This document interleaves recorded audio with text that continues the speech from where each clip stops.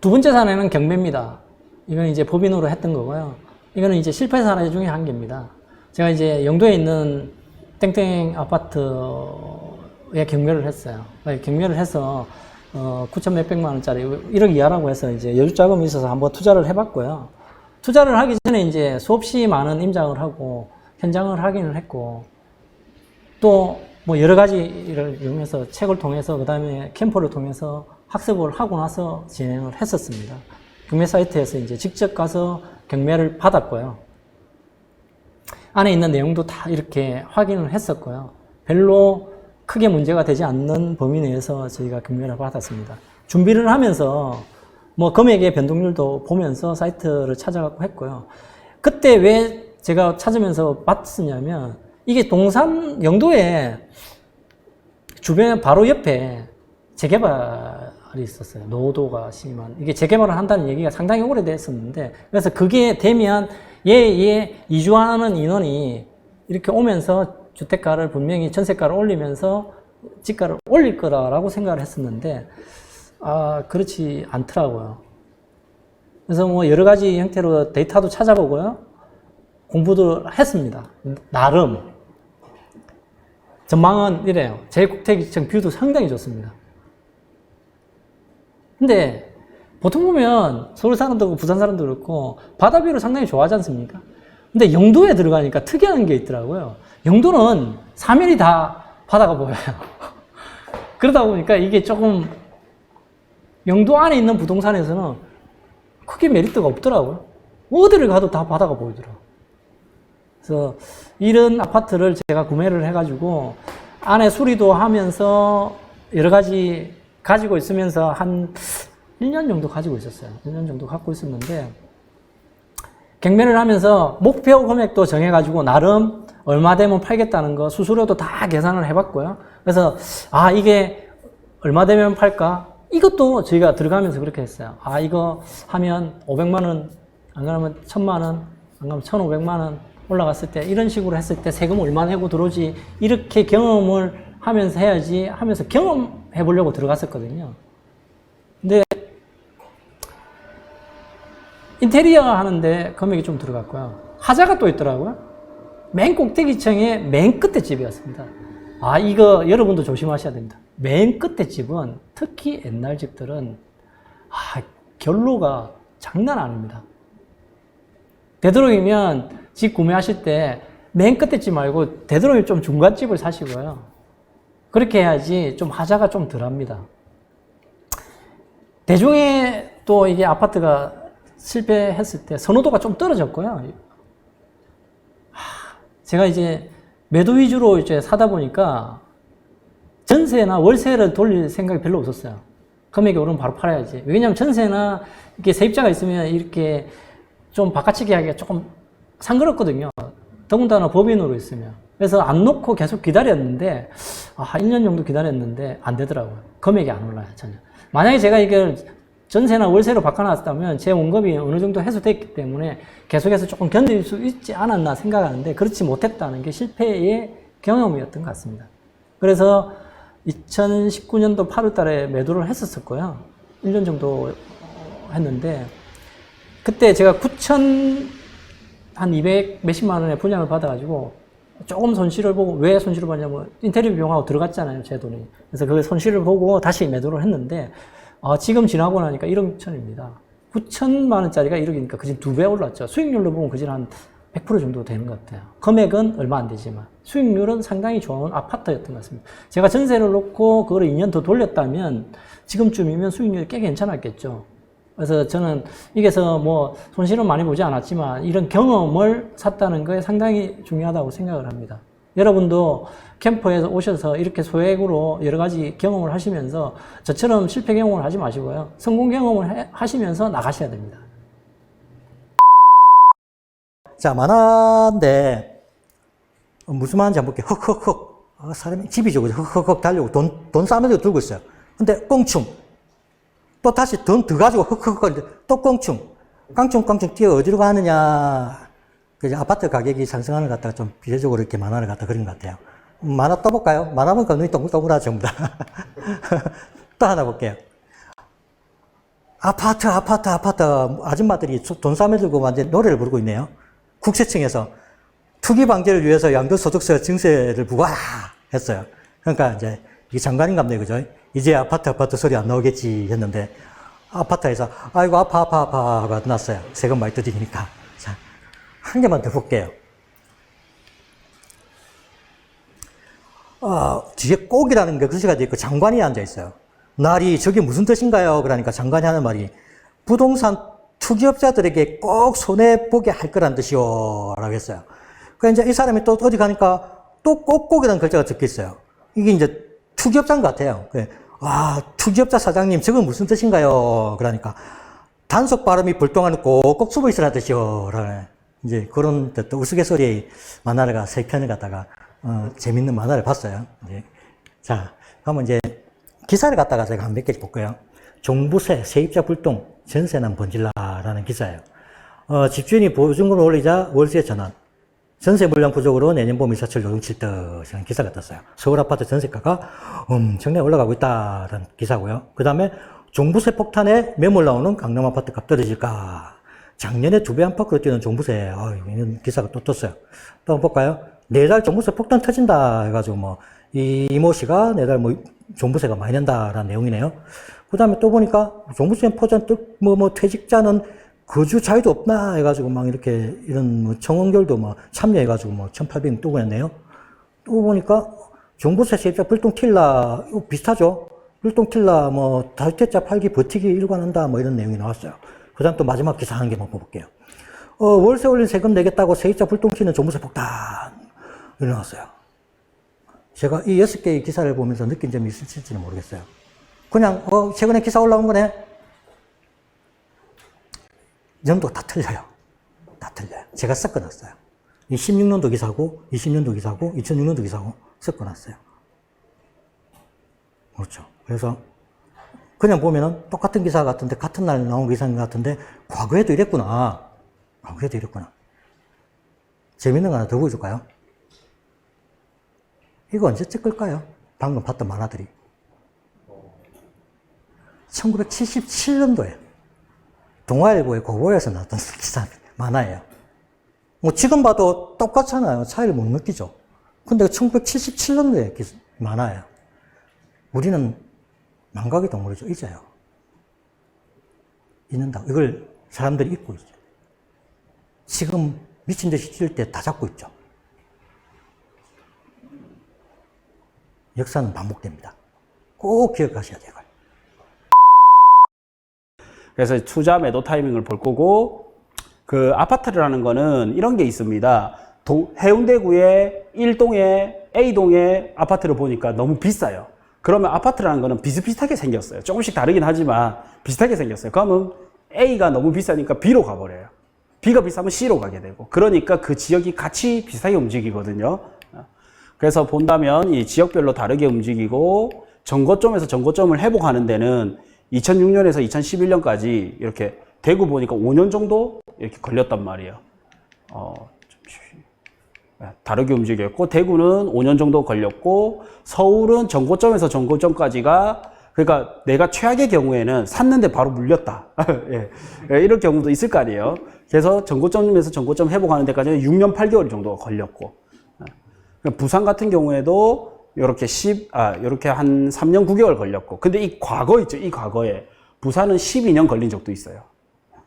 잘못하면 12년 후에 내가 샀던 가격이 나와요. 그리고 지역별로도 이렇게 좀 다르게 상승하고, 전체적으로 보니까 우상향하지만 지역별로는 이렇게 파동이 있더라. 그래서 약간은 입지나 상품별로 좀 다르지만 사고팔고를, 그러니까 장기 투자를 하는 거는 좋은데, 이제 어느 정도 시점에서 고평가에서는 약간 나와서 저평가된 대로 들어가고, 이런 거를 조금 해주면 더 수익을 극대화시킬 수는 있다. 그리고 그렇게 하기 위해서는 데이터라는 거를 좀 보면 좋다라는 거예요. 네. 이 세대란 말이 굉장히 많이 나옵니다. 이 요건에 따라서 다르기 때문에 세대는 구성원으로 구성된 집단을 이제 간략하게 이렇게 정의 내릴 수 있고요. 이 세대는 주택 청약을 하는 본인 신청자, 본인과 배우자, 그리고 본인과 배우자를 포함한 자녀들, 그리고 신청자 본인의 부모, 그리고 배우자의 부모까지 전부 다 세대원으로 가능합니다. 형제, 자매는, 그리고 동거인은 세대 구성원으로 될 수 없습니다. 그래서 배우자가 분리된 세대 있죠. 등본상 분리된 세대, 이 분리된 세대의 경우도 동일한 세대를 이루고 있는 직계 존비속 포함을 합니다. 한마디로 말하면 배우자가 분리 세대를 해서 내 자녀가 내 배우자에 등록이 되어 있더라도 같은 세대로 본다는 뜻이에요. 그림으로 딱 보면 이해가 쉬워요. 자, 내가 있죠. 나의 배우자를 포함한 나의 부모님, 그리고 배우자의 부모님, 그리고 자녀, 손자들, 이런 것까지 다 세대에 속한 자로 봅니다. 누가 안 된다고요? 나의 형제, 자매, 동거인 안 됩니다. 배우자의 형제, 자매, 세대 구성원으로 인정 안 합니다.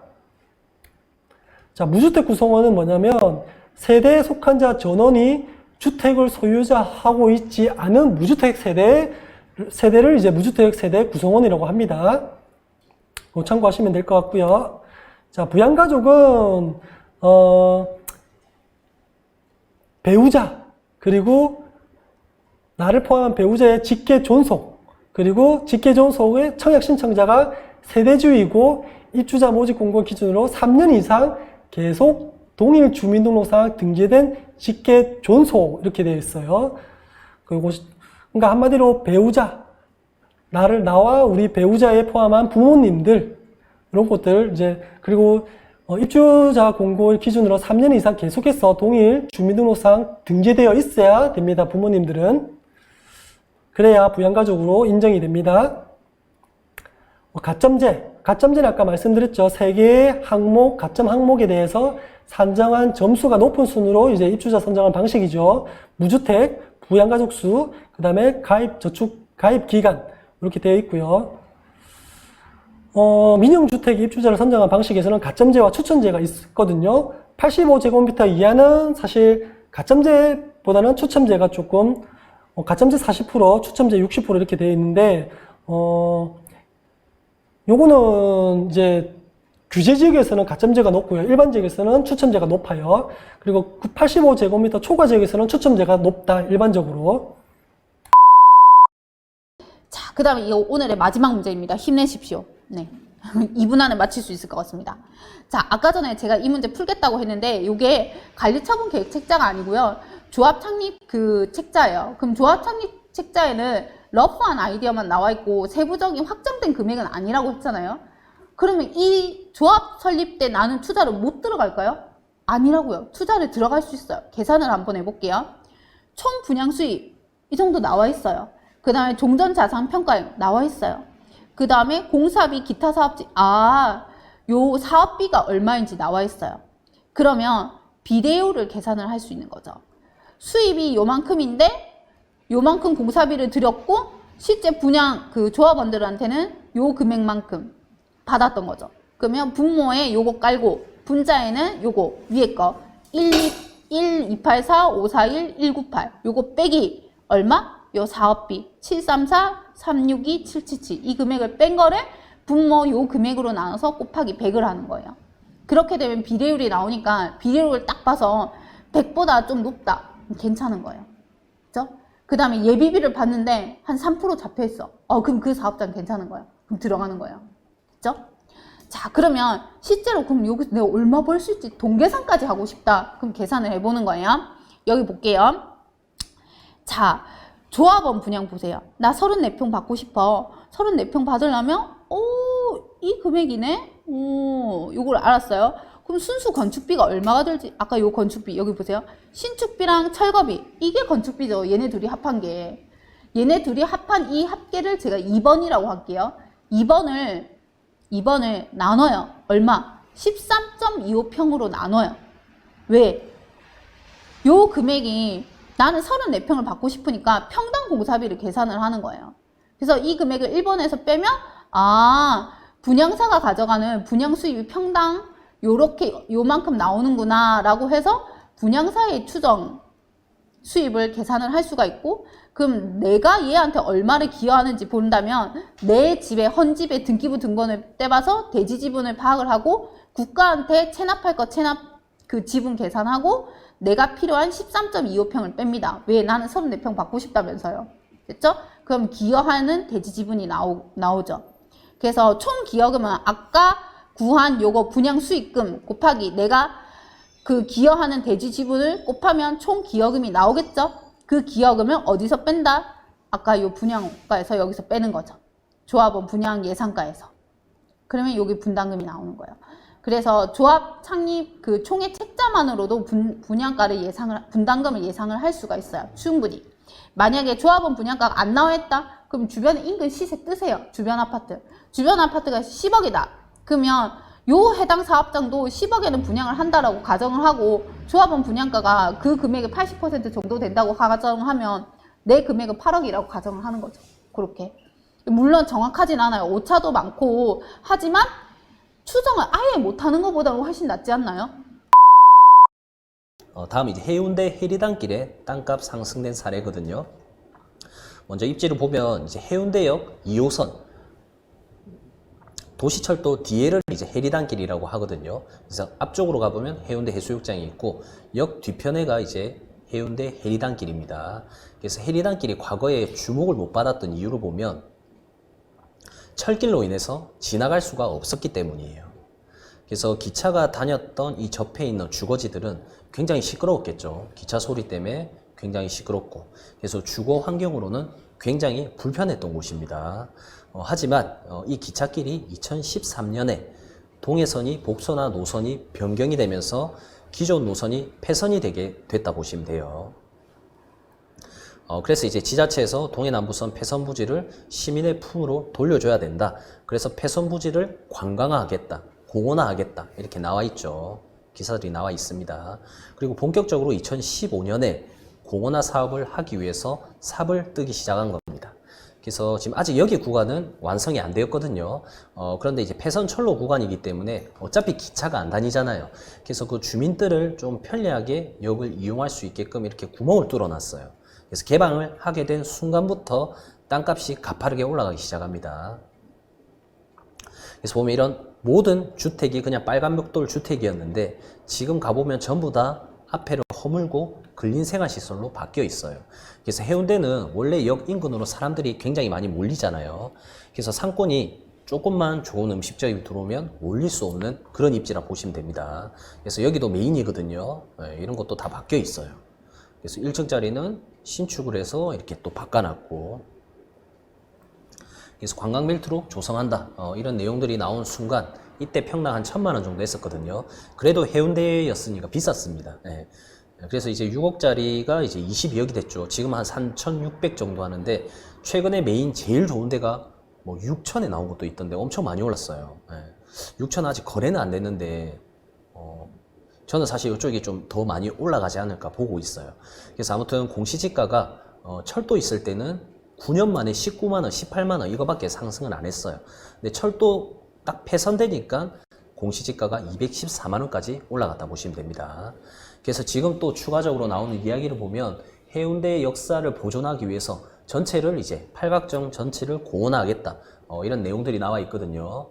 그래서 이제 해리단길과 군함로가 연결되지 않을까 이런 내용들도 나와 있습니다.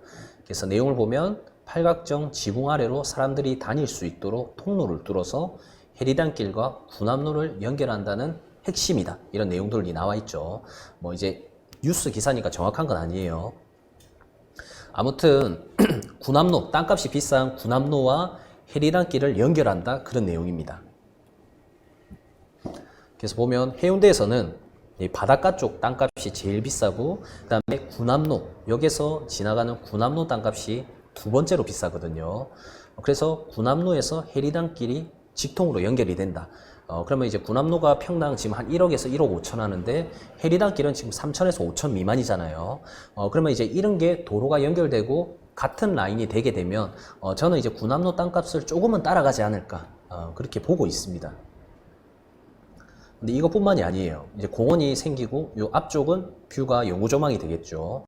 뒷블록도 충분히 상점으로 활용할 수 있기 때문에 수혜를 많이 받을 겁니다. 근데 이제 도로를 군함로에서 해리단길로 연결한다. 이것뿐만 아니라 사실 주변에 3,000세대 이상 우3구역이 재개발이 또 예정은 되어 있어요. 언제 될지 모르지만. 그래서 앞으로 이제 이런 게 39층 규모의 공동주택 28개도 엄청난 규모의 실수요자들이 몰려들게 되면 이분들이 해운대역을 가려고 하면 이 길을 따라서 무조건 건너와야 됩니다. 예. 그래서 신도시 들어오고 공원화로 바뀌면 우리가 아까 땅값 올라가는 거 많이 봤잖아요. 여기 해리단길도 저는 가만히 있지 않을 것 같아요. 그래서 좀 멀리 좀 미래를 보면 충분히 에너지가 많이 차 있지 않을까 이렇게 생각을 좀 하게 되었습니다. 땅값 올라가는데 뭐 역과 뭐 도로 이런 것도 중요한데 신도시도 상당히 중요하더라고요. 일광도 신도시 들어오고 땅값이 많이 올라갔어요.